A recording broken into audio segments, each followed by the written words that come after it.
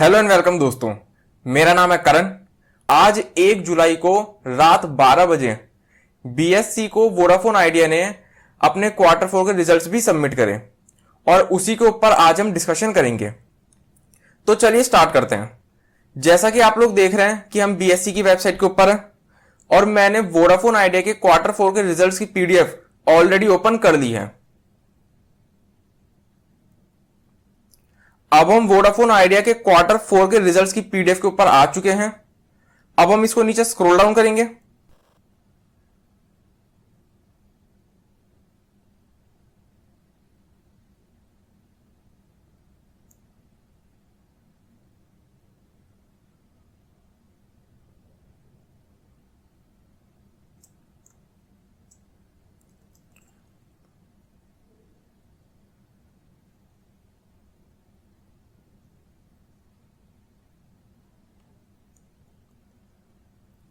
और जब हम इसको नीचे स्क्रॉल डाउन करेंगे तो हमारे सामने वोडाफोन आइडिया के क्वार्टर 4 के स्टैंड अलोन रिजल्ट्स ओपन हो जाएंगे।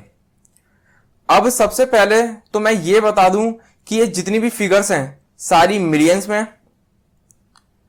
इस कॉलम में हमें साल 2020 के क्वार्टर 4 की डिटेल्स दे रखी हैं। इस कॉलम के अंदर हमें साल 2019 के क्वार्टर 4 की डिटेल्स दे रखी हैं। इस कॉलम में पूरे साल 2020 की डिटेल्स दे रखी हैं और इस कॉलम के अंदर पूरे साल 2019 की डिटेल्स दे रखी हैं। तो चलिए स्टार्ट करते हैं और वोडाफोन आइडिया के क्वार्टर 4 के रिजल्ट्स को डिस्कस करते हैं।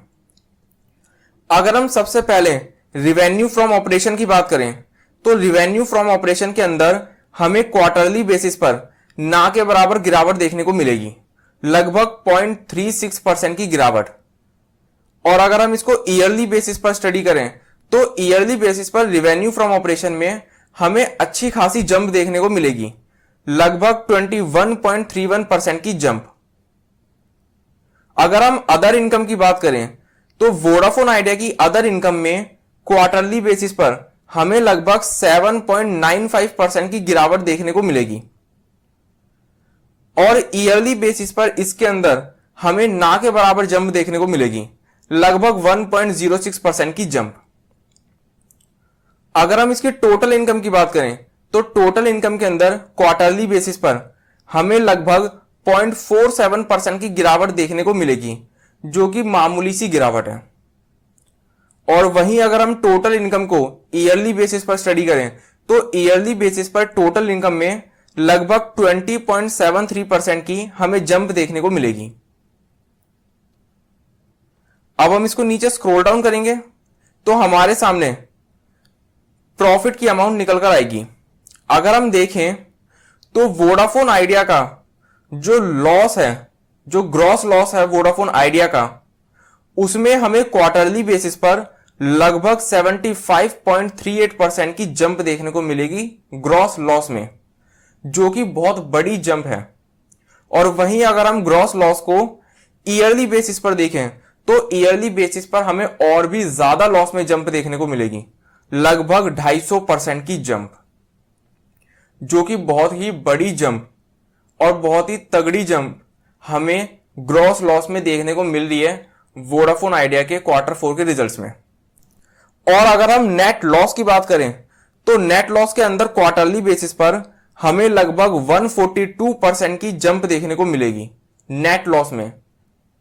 और अगर नेट लॉस को ईयरली बेसिस पर देखा जाए तो ईयरली बेसिस पर तो बहुत ही ज्यादा और बहुत ही तगड़ी जंप हमें नेट लॉस के अंदर देखने को मिलेगी, लगभग 420% की जंप ईयरली बेसिस पर हमें वोडाफोन आइडिया के नेट लॉस में देखने को मिलेगी। तो अगर देखा जाए तो वोडाफोन आइडिया के जो क्वार्टर 4 के रिजल्ट्स हैं, अगर हम उनको रिवेन्यू के पैरामीटर पर एनालाइज करें तो रिवेन्यू के पैरामीटर पर वोडाफोन आइडिया के जो रिजल्ट्स हैं वो ज्यादा बेकार नहीं है, अच्छे रिजल्ट हैं। लेकिन अगर हम लॉस के बेसिस पर वोडाफोन आइडिया के क्वार्टर 4 के रिजल्ट्स को एनालाइज करें तो लॉस के बेसिस पर बहुत ही ज्यादा बेकार रिजल्ट्स वोडाफोन आइडिया के इस क्वार्टर 4 में रहे हैं। तो चलिए अब हम वोडाफोन आइडिया का शेयर होल्डिंग पैटर्न देखते हैं। जैसा कि अब आप लोग देख रहे हैं, हम वोडाफोन आइडिया के शेयर होल्डिंग पैटर्न के ऊपर आ चुके हैं।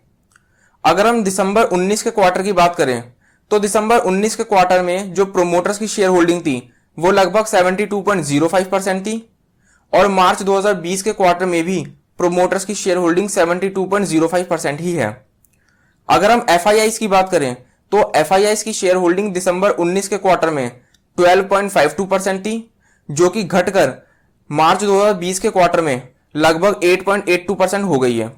अगर हम म्यूचुअल फंड्स की बात करें तो म्यूचुअल फंड्स की शेयर होल्डिंग दिसंबर 19 के क्वार्टर में लगभग 6.05% थी, जो कि घटकर मार्च 2020 के क्वार्टर में 4.52% हो गई है। अगर हम इंश्योरेंस कंपनीज की बात करें तो इंश्योरेंस कंपनी की शेयर होल्डिंग दिसंबर 19 के क्वार्टर में 1.45% थी, जो कि घटकर मार्च 2020 के क्वार्टर में 1 की बात करें। अदर डीआईज की बात करें तो अदर डीआईज की शेयर होल्डिंग दिसंबर 19 के क्वार्टर में 0.28% थी, जो कि घटकर 0.15% हो गई है मार्च 2020 के क्वार्टर में। और नॉन इंस्टीट्यूशनल इन्वेस्टर्स की शेयर होल्डिंग दिसंबर 19 के क्वार्टर में 7.65% थी, जो कि बढ़कर मार्च 2020 के क्वार्टर में 13.12% हो गई है।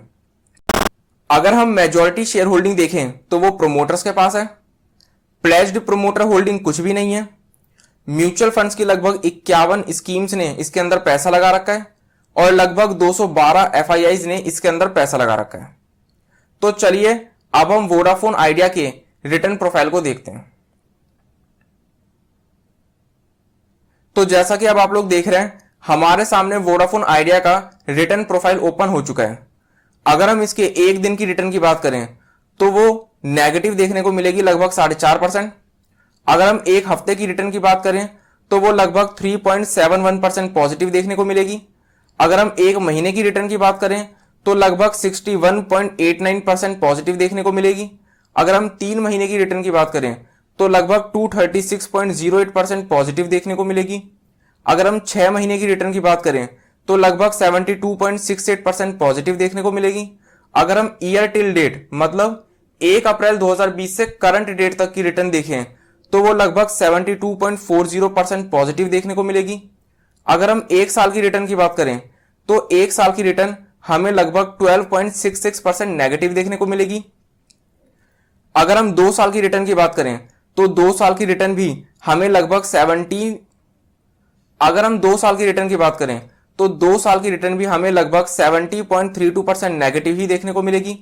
अगर हम 3 साल की रिटर्न की बात करें तो 3 साल की रिटर्न हमें लगभग 79.33% नेगेटिव देखने को मिलेगी। अगर हम 4 साल की रिटर्न की बात करें तो 4 साल की रिटर्न भी हमें लगभग 83.50% नेगेटिव देखने को मिलेगी। अगर हम 5 साल की रिटर्न की बात करें तो वो भी हमें लगभग 90% नेगेटिव देखने को मिलेगी। और अगर हम 10 साल की रिटर्न की बात करें तो वो भी हमें लगभग 70.30% नेगेटिव ही देखने को मिलेगी। अगर हम वोडाफोन आइडिया की 1 साल की रिटर्न को सेंसेक्स की 1 साल की रिटर्न के साथ कंपेयर करें तो वोडाफोन आइडिया अंडर परफॉर्मर रहा है। और अगर हम वोडाफोन आइडिया की 1 साल की रिटर्न को सेक्टर की 1 साल की रिटर्न के साथ कंपेयर करें तो भी वोडाफोन आइडिया अंडर परफॉर्म। तो चलिए अब हम एनएससी की वेबसाइट के ऊपर चलते हैं और ये देखने की कोशिश करते हैं कि कल बीते हुए दिन 30 जून को एनएससी के ऊपर वोडाफोन आइडिया के अंदर हमें किस तरीके का कारोबार देखने को मिला था।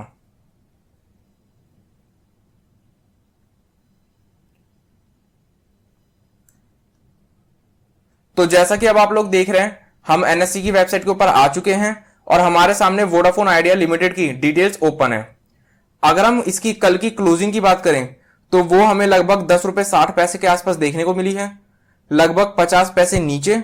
परसेंटेज में देखें तो लगभग 4.5% की गिरावट के साथ। कल इसकी ओपनिंग होती है लगभग 11 रुपए 45 पैसे के आसपास। हाई ये बनाता है लगभग 11 रुपए 45 पैसे का ही और इसमें लो हमें देखने को मिलता है लगभग 10 रुपए 50 पैसे के आसपास का। अब हम इसको नीचे स्क्रॉल डाउन करेंगे और जब हम इसको नीचे स्क्रॉल डाउन करेंगे तो कल बीते हुए दिन 30 जून को इसमें डिलीवरी का क्या स्टेटस रहा है हमें वो शो होगा। अगर कल 30 जून की हम बात करें तो इसमें जो क्वांटिटी ट्रेड हुई है वो लगभग 88 करोड़ 53,97,000 के आसपास क्वांटिटी ट्रेड हुई है। डिलीवरेबल क्वांटिटी जो है वो लगभग 20 करोड़ 33,50,000 के आसपास की क्वांटिटी डिलीवरेबल है और जो परसेंटेज ऑफ डिलीवरी है वो लगभग 22.97% के आसपास की परसेंटेज ऑफ डिलीवरी है। तो देखने वाली बात यह होगी कि आगे आने वाले दिनों में वोडाफोन आइडिया के शेयर प्राइस में हमें किस तरीके की मूवमेंट देखने को मिल सकती है। तो इसी के साथ मैं अपनी इस वीडियो को कंप्लीट करता हूं। इस वीडियो का पर्पज सिर्फ नॉलेज प्रोवाइड करना है। किसी भी तरीके का एक्शन लेने से पहले अपने एडवाइजर से कंसल्ट जरूर करें और अपनी खुद की रिसर्च जरूर करें। और अगर आपको ये वीडियो पसंद आई हो तो इस वीडियो को लाइक और शेयर करना ना भूलें और हमारे चैनल को सब्सक्राइब जरूर करें। Thank you.